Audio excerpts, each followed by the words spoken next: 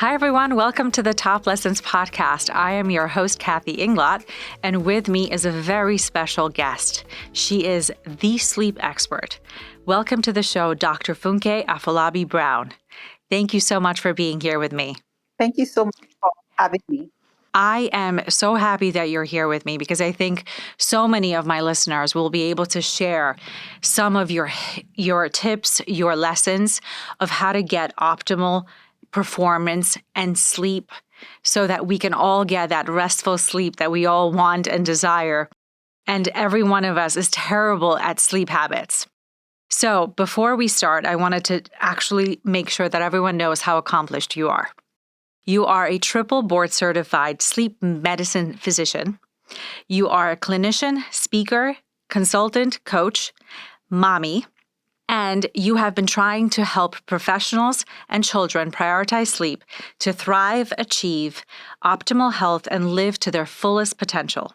Now, you have been in practice for almost 2 decades. And you, as I said, you're a mom of 2 who, like many of us, have struggled to find how to get best sleep for not just ourselves, but also our children. You fully understand what sleep deprivation does to our physical, mental, and emotional health. And that is why I'm so excited to have you here on the show. You obviously have been a frequent speaker at many conferences.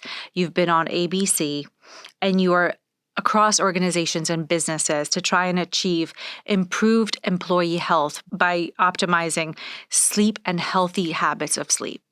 I am so happy that you're here because, one, I want everyone to be able to share this podcast with their loved ones, with their families and their friends, and be able to say, listen to the sleep expert. She knows what she's doing. She's done it for years and years. And we're able to show and tell the myths that everyone misunderstands, but also focus on the habits that you so eloquently will tell us how to achieve that optimal sleep. So if we could start a little bit of how did you get to be a sleep expert? Why sleep? Well, my story is kind of similar to many people where whatever you experience that was a pain point for you becomes your message. So I, as you can tell, a high achieving professional doing all the things, trying to heal people, and then started off to try to serve my family, take care of them, and, had the kids, but still trying to climb up that career ladder, and then realizing that I was so burnt out. I was tired, so tired of being tired. And so I realized there were a few things I needed to do other than just hit the wall and quit. And one of those things was setting boundaries. And so sleep was something I realized I was very sensitive to. And so I started to prioritize my sleep. I started to set boundaries around my sleep. I started to work on getting my kids to sleep better. And once I did that, literally, my mental health got better. I was more functional. I could think clearly. I could do so much more. I was exercising better. I was making better choices. And so it became this issue of you can't unsee such a good thing and you want everyone around you to experience the same. Because I knew I was not the only one going through those kind of struggles. And so that became my mission to help other people, especially women, women with kids, professionals, and things like that, get better rest. No, and I love that because no matter what career we're in, right? I think we could all sympathize with what you just said. We're tired from being tired. And I think that's a great quote, right? Because I could tell you, my background was Wall Street and you were always expected to be early in the office, late to leave. I also went to night law school. So by the time I got home, I literally had minimal hours to myself. And then you were the hamster wheels to go back and do it the next day. I always said, I'll catch up on the weekend, which is hysterical, and we'll talk about it later. But it's that kind of, whether you're a career woman or man, or whether you're, a mom who's probably has the hardest job to raise kids, or whether you're anywhere in between, right? Sleep is so important for us to be able to fully optimize our best self. And I think the lessons that I'm going to ask you to share as to you've had 2 decades of this expertise already. So if you don't mind going through some of the top lessons you have learned you're in your business as an entrepreneur and all the people that have come across you to say, please fix me, help me, what are the top lessons that you can share with us about getting the best sleep? Yeah, so a few things I would start with would be, or the number one thing I would start with is the mindset. You have to start by realizing like your sleep is one of the best investments. Your rest is one of the best investments you can make in being able to pour back into whatever mission you're trying to pursue. And so when you realize that, you become very, almost like territorial about how you manage your time, right? I always say this, like sleeping well and prioritizing sleep is one of the best tools you can use in optimizing and fixing your time management issues. Because if you count backwards and say, okay, I need maybe 7 to 9 hours of sleep. Okay, maybe you're a short sleeper and you need 7 hours. That means no matter what happens, I need to be in bed by, if I wake up at 6 a.m., I need to be in bed by, I don't know, 11 p.m. or something. Guess what you're going to try to do? You're going to try to be effective enough to make sure that you're asleep by 11. And so all of a sudden, all the things you were sort of like dilly-dallying about, you become more efficient with that. So I think that mindset is big. The second thing I would say is consistency. When we have a consistent sleep wake schedule, we are actually training our internal clocks to anticipate sleep and anticipate wake up. And so that really reduces the fatigue people have. If you have a sleep schedule that's kind of all over the place, you tend to have more fatigue. You tend to have more disruption in your internal clock. Yes. So making sure that you're consistent with your sleep time and wake up time is another thing. I love that because I know for a fact when I have that like roller coaster of sleep during the week where 4 hours one night, 7 hours another night, I'm exhausted. Yes. And you go, how do I fix it? And to your thing, consistency, right? Yeah. If you have that day and you go, I know I need to block this time out for a day, just as we block out meetings, right? We need that same consistency in our night regiment. Yes. And I love the fact that you have this amazing acronym. If we could talk about your acronym, because I'm a person of acronyms and Wall Street has all its acronyms. So the fact that you have an acronym, I think will stick with people and be like, yes, we'll remember this forever. So can we talk about your acronym? Absolutely. Absolutely. And it's very easy. It's easy to remember. So the mindset is not part of that, but even just overall, I think you understand why the mindset kind of works its way through. So the acronym is CREATE. That's C as in cat, R, E, A, T as in Tom, E. And I'll tell you what it means. I'm a lover of acronyms too. So C is the consistent sleep time and wake time I talked about. The next is R, which is a routine. So many of us have routines for our little ones. We read them a book, we have their bath, we sing songs, we cuddle and go to bed. And then we just get into bed and try to fall asleep.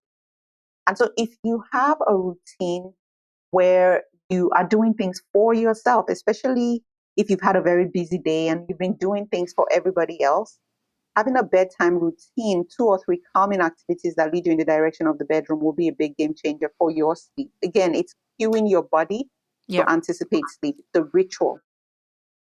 So that's R. Then E is the environment. So you want to try to optimize your environment as much as possible. You want your bedroom to be cool. You want it to be dark and to noise free. All those things can disrupt your sleep quality. And many times you don't pay attention to it, but you might be waking up a lot because you're hot. Or you might be waking up a lot because it's noisy outside. And so investing in, blackout shades, making sure your room is cool enough, making sure that, if you have a white noise machine or something that helps to block out any external noise is a great way to optimize your environment. And then A stands for assign the bed for sleep and sleep only in bed. The reason why, again, is many times we use the bed for everything else but sleep. The bed becomes where you're worrying. It becomes where you're arguing with your spouse. It becomes where you're eating, maybe finishing up a snack or watching TV. No one wants a pizza in bed. Many people have their TV in their room, so they're watching TV in bed or they're doing work. Maybe you have some emails you want to finish answering. And when you do all those things in bed, it makes your brain very confused because now your brain is thinking, oh, maybe we're not supposed to be sleeping. Maybe we're supposed to be awake doing work, right? So you want to keep only sleep activities in bed. Then T is the technology. And that's a whole episode, right? We all know how technology... We could talk about this for 10 podcasts. Exactly. So technology can be a very big disruptor when it comes to the reason why is multiple fold, right? The stimulating activity from your phone or from the devices you're using will keep you up. And then there's the blue light, which suppresses your brain's ability to produce melatonin. So that's another one. And then just the fact that you might say, oh, I'm just going to watch one episode of X, or I'm just going to go through a few posts on social media. And it just sucks your time away and you lose track of time and you find out, oh my gosh, it's already midnight and I'm not asleep. Mindless scrolling. Yes. My habit I need to kick. It is absolutely a habit that I'm aware of and I'm trying my best to get away with. I yell at myself to be like 5 minutes. I said 5 minutes and now it's like 20 minutes later. And I'm afraid of putting my phone in another room because then I won't hear, emergency calls or something. Yeah. But I also know I need like stronger willpower to say no to that thing. It's a very hard thing to kick. So what I usually will recommend is build it into your routine so that you don't feel like you're trying to deprive yourself of something you enjoy. Like, yeah. It's actually something that's enjoyable, especially for busy women, right? You just want that little time. But if you build it and say, okay, you know what? I'm going to just have some, maybe social media time, maybe whatever, catch up time on my phone. And I'm going to do that before I start my bedtime routine. Yeah. So that way you're in control. And you may need to set a timer. Another trick that people use is you switch your phone to grayscale. It works like a charm. Because if you go to the settings function of your phone, there's settings that can actually switch to grayscale. It's right in the internal settings. It is hard to scroll mindlessly looking at gray and white stuff. It's the color, the vibrant colors that keeps you attached. I'm doing that tonight. I'm literally going to lesson learned today for myself, grayscaling. And I'm going to send you the biggest thank you if that works because it works. You need to let me know. I was going to say, timer, that makes sense. I could do that. Yeah. But then grayscale is probably going to be quicker and better. So I'm going to do that first. Yes, do the grayscale. Amazing. Yep. And then the last E is the eliminate, right? You have to kind of take stock of what you're doing to figure out why you're not sleeping. So it might be, exercise, that you're exercising too close to bedtime. It might be caffeine. It might be alcohol. So eliminating those things that can impact your sleep quality. Amen to that, because we know there's so many of those on that list that we can eliminate. For everyone listening, this acronym is so powerful. The CREATE acronym. If we all pay attention to those letters and what they stand for, we could get so much better sleep, or at least in my mind, consistent sleep, where, I'm not doing what I do every night, where it's the roller coaster of sleep every single week. And you go, I'll catch up on Saturday. And you go, well, we're going to talk about it now. Does catch up sleep work, doctor? So here's what I say, and I think I've heard a few colleagues say it, and I just say it as well now, which is that sleep is not a bank.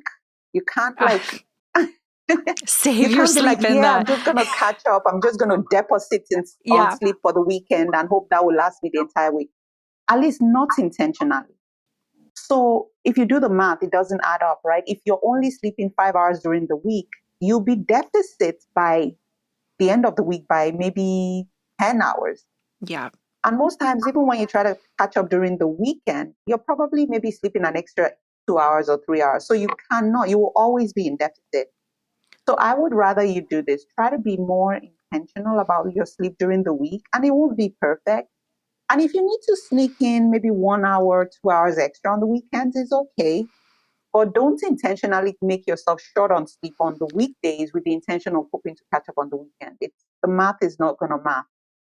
I love it. And that is a myth, everyone. It is a myth. As doctor said, you cannot bank your sleep hours. It's not a game. We can't save it, and come back to it. So keep that consistency in the back of your mind to schedule your sleep accordingly. Now, I love this phrase because Arianna Huffington said this: exhaustion is a sign of chaos.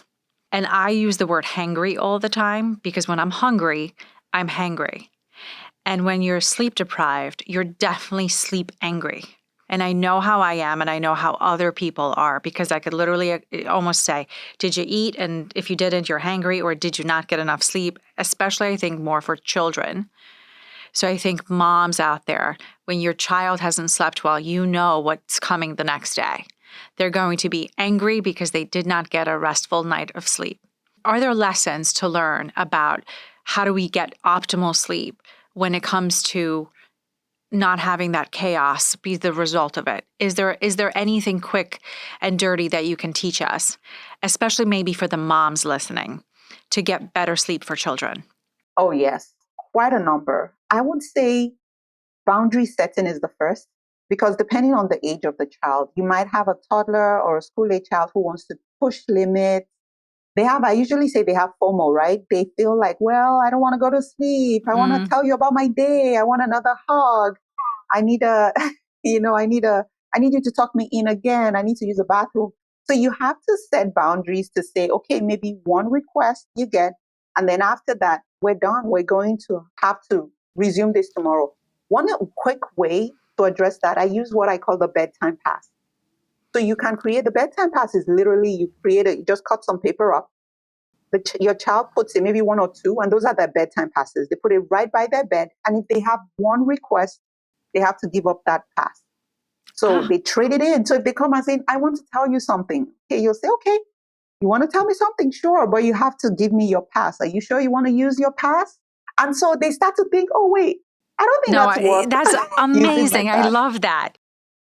I mean, it really does, kind of teach the child how to prioritize their passes, Yes. right? To be like, wait, maybe not tonight. Maybe I need it for tomorrow. Exactly. And let me run and go back to bed. Exactly. I love that. And for all the moms and dads out there who are trying to figure out sleep time, use this. And I promise you, you will love Dr. Brown for it later, because I could tell you, and everyone can laugh at me. So I don't have any children, but I have a four-legged child. It's a little chihuahua named Brutus. And he sees the bed, and to him, it's like magic. He knows it's sleep time. He does sleep with us, which I'll leave everyone's comments on the side for that. But he sees the bed, like you said, he knows the bed equals sleep in his mind. And when I tell you that dog passes out within 2 minutes, it's magic. And I have never taught him this. It's self-taught, because he can't get on the bed himself. He needs to be put on the bed because it's pretty high. So when he gets put on the bed, it's for sleep. He's not there during the day, so he doesn't know that is, nothing else but sleep. And I think the power of CREATE and your acronym is the definition of where the sleep should happen. It's in bed. Yeah. I love it. Now, I have this amazing, reminder that the more tired you are, the more suboptimal you perform. But I think we lie to ourselves and we say that's not true, right? Like if I do one more hour of whatever it is I'm doing and cut it from my sleep, I'm going to be better during the day. And we know that doesn't happen. There's pilot FAA regulations that if a pilot flies more than 8 hours by himself or by herself, they can't go on the next flight, right? There's truck driving rules that if a truck driver is in the cab for more than X amount of hours, they cannot continue driving without more sleep. And we think of ourselves as to, why would you go and turn on a car, which is literally, a potential crash and a potential tragic accident. And we're thinking we're doing okay being that way when we're just walking and going to work and performing the same kind of skill that we may need for driving or flying.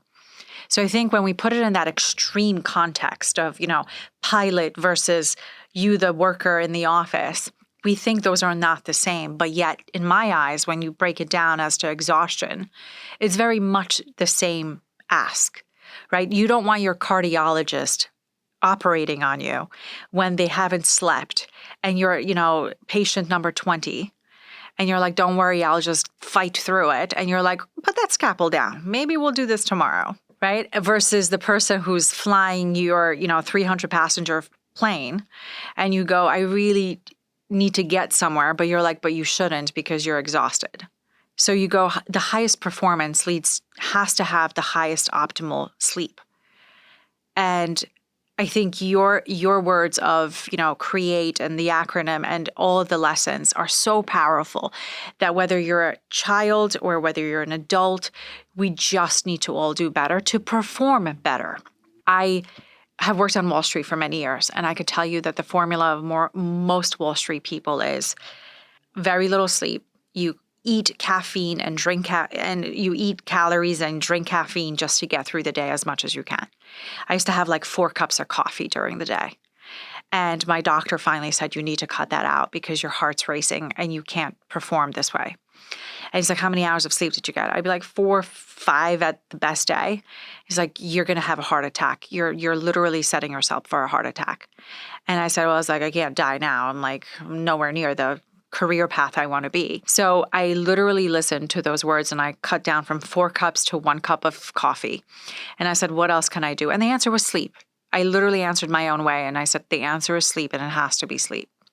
So, doctor, because I know you have the words of wisdom, what other lessons can you share with us as to why sleep is so vital to us? Because all these careers that I just mentioned are so important. But also for the everyday person that has whatever career path that they're in, why is sleep important to their success? Everything that resonated with me. It is so. Number one, I want you to know that sleep is and will always be the ultimate performance enhancing tool. It is not caffeine. Amen. It's not your Adderall or stimulants. It is sleep, because it naturally promotes alertness. It naturally decreases your stress level. It naturally helps you remember things and become more creative and work better as a team. It naturally helps regulate your emotions and your metabolism. All of it, sleep. And the other thing you said around people that have these high risk careers, and what I always tell my clients and people I work with is, the busier you are, the more important your role, the more sleep you gotta get, or at least ensure you prioritize your sleep. So, to your role, you're a mom of anything, four-legged creatures, two-legged creatures. Yeah. That is an important role. So you gotta get sleep, because these creatures, Yeah. the kids, right, are depending on you to be your best, to teach them, to nurture them, right? You work on Wall Street, you're a career person. You're making thousands of decisions every day.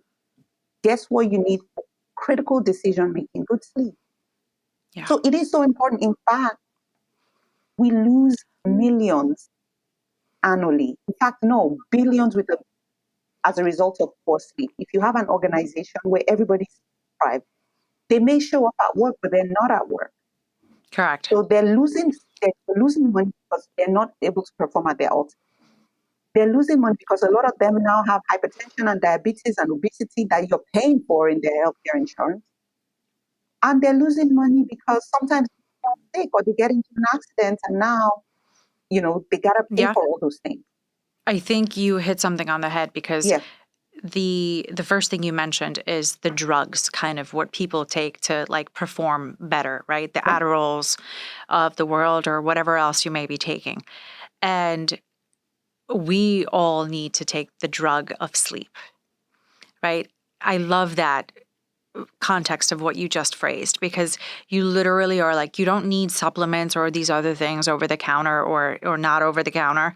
You need things that are literally in your bed, on your pillow, and you can get it by getting that extra 2-3 hours of sleep because you're choosing not to, right? It's the choice. And I think everyone needs to kind of just simmer down and say, I choose this, and that this is sleep.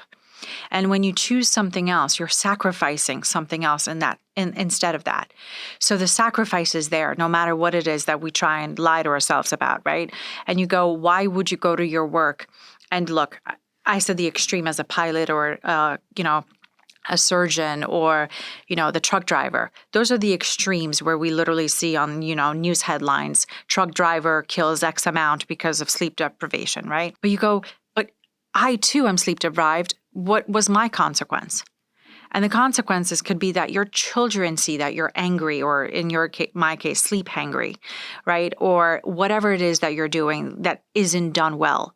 And at work, you're snappy, you're just mean to people. And you go, well, that wasn't you, right? That's you because you didn't sleep well. And I think all of us have this easy solution. And I'm calling it easy because it's something that we can fix and control. There's so many external factors that we sometimes can't control. But this, for the main fact, is a controllable issue within ourselves. As like you said, turn off that TV if it's in your bedroom, right? Make the bed equal sleep, like my dog Brutus does. It's those simple tweaks that we can do to get those extra hours of good sleep. Now, I also have a question, but I don't know if you're going to have the perfect answer to my crazy thoughts. And sometimes, how do we get those terrible nightmares out of our heads? And do you have anything that gets you better sleep without those crazy dreams sometimes we all have? So dreams are a very interesting phenomenon. There are different things that cause them. Sometimes it's a result of experiences we had during the day and unprocessed emotions. So whatever you can do with processing those emotions, this may look like practicing mindfulness at bedtime, so being proactive about them. Going through your day, practicing gratitude, making a list of things that maybe you hoped to do today and maybe you'll do it tomorrow. I'm talking to a therapist, assessing, evaluating your mental health. That's a big one. Yeah. The other piece that many people often don't realize is that sometimes you're waking up remembering your dreams. So everybody has dreams. Some people say they don't remember their dreams, but everybody does. But you are waking up and maybe remembering your dream because you're waking up frequently. Many times dreams occur in the stage of sleep we call REM sleep, REM sleep. And during REM sleep, that's the stage of sleep, your muscles are paralyzed, your body is super relaxed. So sometimes you're waking up out of REM because something disrupted you. It can be a sleep disorder like sleep apnea, where you have pauses in your breathing during sleep because your airway muscles are relaxed and you're not able to breathe properly. Correct. So if you notice recurrent dreams and, you've addressed like the mental health piece, trauma, all of that, or you've not, it might be worth exploring and saying, do I have a sleep disorder that's pushing me to wake up frequently enough to remember these dreams? Trauma is a big piece. So finding like a trauma-informed therapist as well is really important. And when we've done all those things, especially if you have nightmares, there's a type of treatment called image rehearsal therapy. So it's a specific therapy for nightmares. So that might be something you may want to explore as well. So again, there are multiple levels to it, and there's so many reasons why this happens. I love it. And the lessons are so vital for that too, because, we all want a restful sleep. So we're like, why can't I get it when I'm in bed for 7 hours, right? And you go, well, you may have, like you said, issues or trauma or things you haven't talked through that you're just, rehearsing your mind at night and they're causing you that restless sleep. But I think there's so many wonderful lessons you have shared with us in this time. And I think everyone should realize of how much of an expert you are in sleep and go to your website and check out RestfulSleepMD to be able to contact you to say, hey, my child may need help, or I need help because I've done all the things you've said to do, but I still can't figure it out, right? And I think this is where your expertise and your own business can help someone to be able to kind of, resolve that issue and be able to get a good night's sleep. Because I love the commercial. I don't know if you've seen this one recently where I think it's NyQuil, where, someone is sick and they say, take NyQuil and you'll sleep like you slept when you didn't have children. And it's like the best commercial for like, everyone understands that sleep. And they're like, yes, I know, I remember those days. And you go, I'm going to take NyQuil. There you go. Because it does knock you out for a good amount of time when you're sick.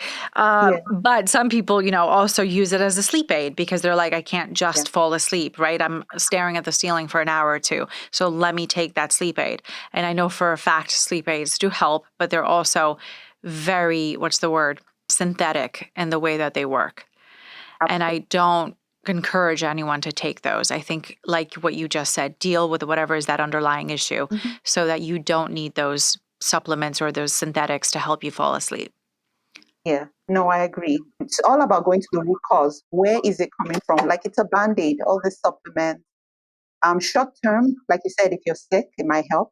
but it's very easily habit forming as well. People now become dependent on it and they're Yeah. not able to sleep without using a sleep aid. Yeah, for sure. And I think we can all learn from our lessons today as to how great of an expert you are and all the tips you've shared with us to be able to get a better restful sleep. On that note, Dr. Afolabi-Brown, thank you so much for being here with me today and for sharing your expertise with the audience. And I do hope that if we have questions or anyone wants to follow up with you, that we're going to link all your links, Instagram, your book, everything, so that everyone can actually turn to you as the expert and get your help if necessary offline. But also, you do so many things during the year that like people can find you, attend your conference, attend where you speak. And I hope that this is just the beginning of where our relationship can extend later if people please have her talk about this topic. And I think one of the things I wanted to underline is you are really also a child expert in sleep and optimal performance for children and their sleep. So if anyone has children issues or wants to fix an issue, please reach out to Dr. Brown to be able to, help you and your child both address the issues that you may have. So on that note, Doctor, thank you so much for your expertise on the show today. I look forward to our growing comments and people's responses to the show. And I hope to see you soon again for a follow-up if we have all the interest and topics going forward. But for those of you listening, please subscribe to both Dr. Brown and myself. We'll send the links. And also like and comment if you have any questions for her or me or both of us. Thank you so much, Dr. Brown. I appreciate your time today.